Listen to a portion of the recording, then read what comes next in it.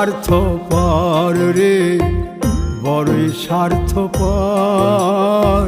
বুকের মাঝে জায়গা দিলে যতন কইরা ভাঙ্গে রে অন্তর। মানুষ বড়ই স্বার্থপর রে, বড়ই স্বার্থপর। বুকের মাঝে জায়গা দিলে যতন কইরা ভাঙ্গে রে অন্তর।